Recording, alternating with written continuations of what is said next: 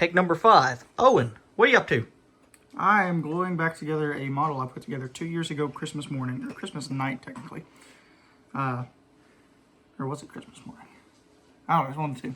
Anyway, I put it together with model car glue, and if people didn't know, model car glue slowly, starts to suck really bad. It does not the best over time. Oh. Yeah. Don't touch the Your dipstick too. Dang, dog.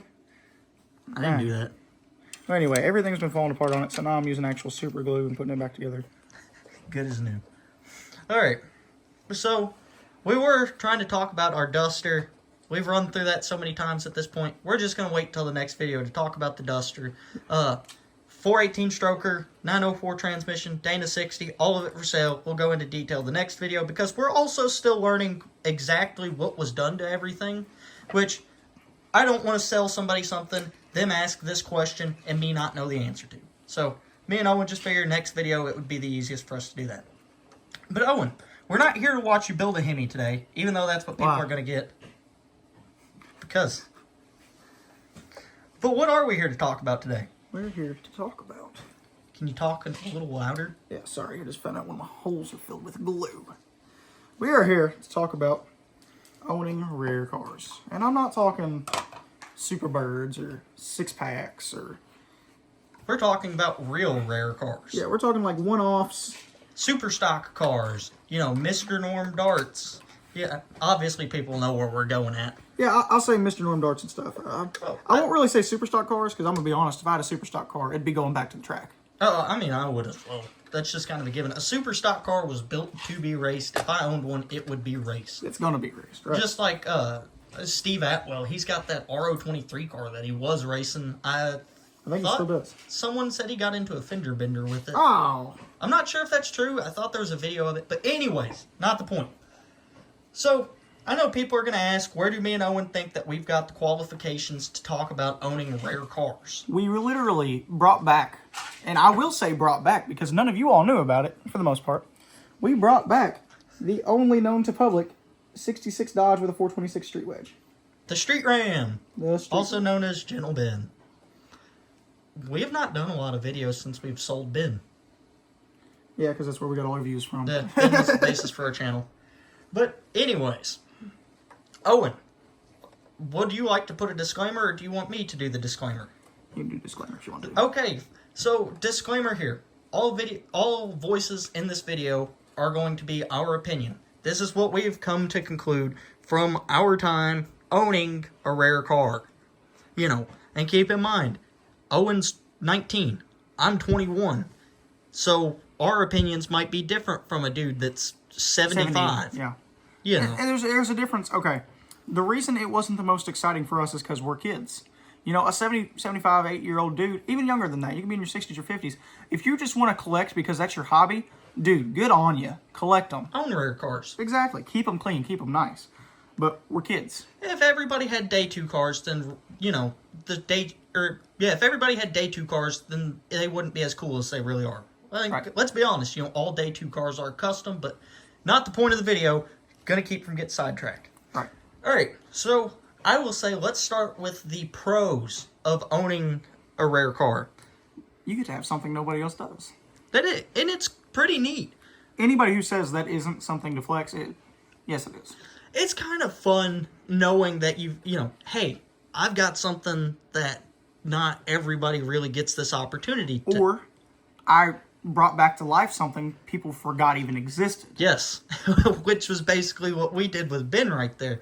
Everybody kept telling, shoot, Owen posted up on the Super Stock Hemi page and stuff trying to figure out, you know, anything about this car, and nobody was able to answer our questions there. Yeah. On the For B-Bodies Only page, and everybody told us, oh, it's misstamped VIN, it ain't... And until there was like one dude who came out and he was like... Yeah, which we will not be disclosing who he is, just because he asked when we owned Ben to remain anonymous. Right, yeah. We won't disclose who he was, but... I don't know if he watches our videos, but if he does, you're a really cool guy and you do know who you are. Shout out, appreciate you. But anyways, you know, the pros. You get, like I said, about getting to own stuff that not everyone gets to own.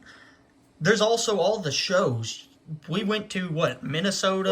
Yeah, we went to McCacken. For a 19 and 21-year-old kid, that's awesome. Taking a car to shows. I mean, dude, we had a blast, especially at McCacken. I thought it was cool. We rolled through Minnesota. Paul Rossi was set up with his car, and we rolled by just thumping away, and he just looked up and smiled at us. That was cool.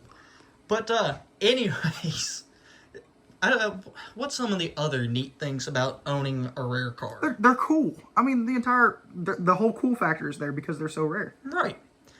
But, and as you can tell, me and Owen are probably going to have a little bit bigger list of cons than pros. And keep in mind, that is because we're young. That is because we don't want collector cars. Owen, what did we originally buy Ben for? We wanted a race car. It was a cheap, big block, 4-speed race car that was day 2. Right. That was the whole reason I got on board with buying Ben, is because 1, it was a 4-speed, 2, it was a big block, 3, it ran. It ran, yeah. You know. And it was just a lot more fun. Once it kind of sank in, hey, your car is one of 3 known to exist on the planet. Not one of 896, not one of 22,943, but one of 3. You know, and the only one known to the public. The only one that was ever publicly available for sale in recent years, and the only one that has publicly been sold. So it went from, man, we got this cool car that we're going to take to the drag strip or drive around on the street and play with, to, man, we really have to watch out. You know, somebody may not be paying attention and hit us, or dang, a deer may run out in front of us. You might want to, I mean, we took the car out to what, Pizza Hut, Walmart, local shop. We just had some fun in it. And then it kind of sank in one day. Okay, what if Cousin Bubba in his truck one day, drunk, and just absolutely trashes you? Sideswipes an old car or something, or thinks he's going to go past us or something, and, you know, he doesn't get far enough. He doesn't stay far enough away and clips our bumper and throws us off the road. You know, basically it turns into this, what if this happens? And no, I'm not saying to always live in fear. No, not at all. Enjoy your stuff. Have fun. That's why if I had a Superbird or something, I ain't even going to lie, I'd be out ripping the thing. Oh, dude, I don't care if it was a rust-free, numbers-matching car. I'd radius the quarters. I'd put a scoop on it. I'd have fun. And now keep in mind, you're probably just hearing that, because I do the same thing, but you're hearing that and you're going, oh, you're going to ruin that car. We're kids. Our goal is not collector value. We want to use the cars for what they were made to be made. We can be at a car show and see, say, a 71 Hemi Cuda convertible. And we're probably not going to pay attention to it just because that's not what interests us. Is it cool? Yeah, it's a big piece of Mopar history. And at the same time, though, there might be a dude with a 69 Satellite that's a slant 6 or a 318 car, but he's got a B1 wedge. Yeah, he's got super tricks, a B1 wedge, you know, and the thing's making like 1,200 horse on spray. And we're going to sit there and we're going to talk to the guy and we're going to be oogling over it. Yeah, I was about to say, we're going to be trying to, you know, we just think that stuff's cool. Right. Having a car sit around that just collects dust, it's in the way, that's not what's really fun for me and Owen. Plus, another thing too, but the market, a rare car closes off so much market because you've got all, especially with, say, me and Owen in this instance, we had a lot of guys try and absolutely just lowball us on Ben. They thought we were dumb just because we're kind of young. Yeah. And, you know, everybody's always looking for that deal of a lifetime. Yeah, right. And, I mean, that's you can say it's what we did. We lucked into the car. We really did. We were buying the car for a play-toy. Granted, we went to the bank and had to take out some hefty loans to get the car, but it was affordable. Let's see, Owen, we're running up on the 10-minute mark. What's some other cons that you can think of from owning Ben? I don't know. It's just the only... this was my only complaint. You just couldn't play with it. Yeah, you could. You could play with it. You owned it. You do what you want. You don't want to be the person that ruins the only known to public car. Only known to public Mr. Norm Street Ram car. And plus, once you start getting offered those large wads of cash, and granted, you know, Ben's obviously worth less than what a Hemi car and stuff is. Yeah, we know that. You know, that's still... it's fairly good money. You know, so it just... I guess the easiest way to say is, once the car becomes an investment, it's not enjoyable. Right. At least for us anyways. That's kind of like this Duster. I mean, it's, you know, it's nothing special. And we're actually, I think we might be more pumped about this car than we've been about, I don't know. I was pretty pumped about my Roadrunner. Yeah. And we were pretty pumped about Ben originally, too. When we first got the car, I was huge all about it because it was a big block 4-speed 66 Dodge. I think they're cool. I think we had the car set up perfect. Is that why you got rid of both of yours? Anyway. I had another green 66 Dodge Coronet 500 that I got rid of because my brother, we have another older brother, sold me his 68 Dart, which is, if you don't quit. What do you think I'm doing? I think you're zooming in and out of my head. That's exactly what I'm doing. My brother has a 360 4-speed 68 Dart 3-door, which is in our, this is just a filler or project update video. That should be before this one. It's literally the video before this one. Yeah. We've been lazy. It's been cold. It's been wet. Which I just got the slicks and tires mounted up for it, so it's going to start driving around here very soon. Which, I'll go ahead and give it. I've had more fun in the Dart so far than we've had in Ben. Yeah, it's just something you can get out there and you can beat on it and wind it up. You ain't afraid to break it. It's like, literally, Owen was out here one day, and he's like, I wonder if my rev limiter's working. Yeah, I got an MSD, and the chip would wiggle around. I had a 6500 chip in it. I was like, man, I don't think that chip's going to work. And I was like, let's see if it works. Started the car up, let it warm up for about 5 minutes, and I was like, all right, time to find out. What? Took it to about like 7200, and I was like, chip don't work. But, Owen, we're coming up on 12 minutes. You got anything else you want to add? Owning old cars is awesome, especially for young guys. Yes, and do guys. not take that as the takeaway that we don't like owning old cars.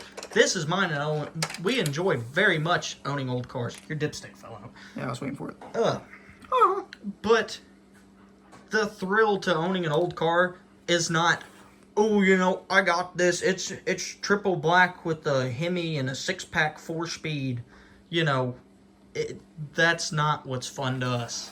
What's fun to us is, buddy, you can't do a 100-foot burnout.